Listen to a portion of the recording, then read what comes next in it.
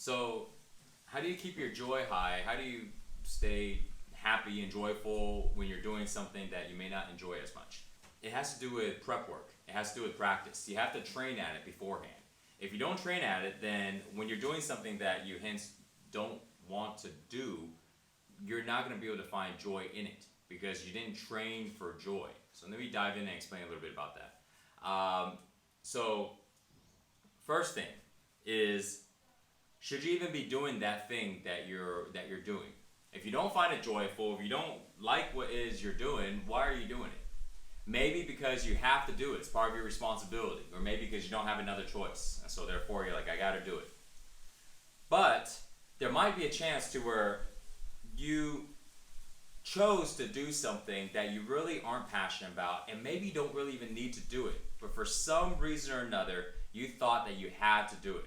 So I would say the first thing to look at is, see if you really gotta do this thing that you don't enjoy. Because there's a chance that you actually don't. And really dig into this one. Don't just look at it and go, well, I don't have any other options, so I'm just gonna do it. No, like really dig in and look for alternative ways to get around things, especially when you're doing something you don't enjoy. So let's say you went ahead and spent a lot of time on that, you dug it down and you realized that in reality it's on the path of doing something you really enjoy, but this one part of it, this one process, you're running into issues and you're finding yourself being frustrated. How do you find joy in it? So the way to do that is you need to be able to stop judging what it is that you're doing. When we judge what it is that we're doing, what we're saying is we're giving a mental position to what it is we're doing. We're saying this is good, this is bad.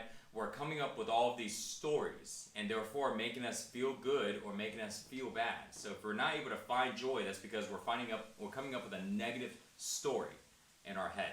We see this as a problem.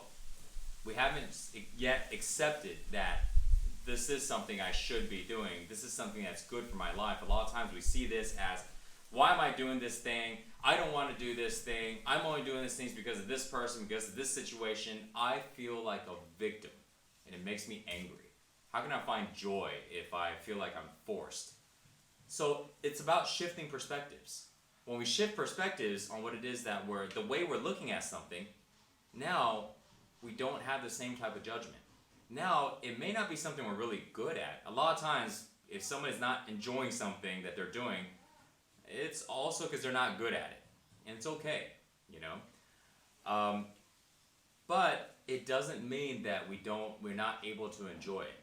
Maybe we have a lot of expectations on the thing that we're doing.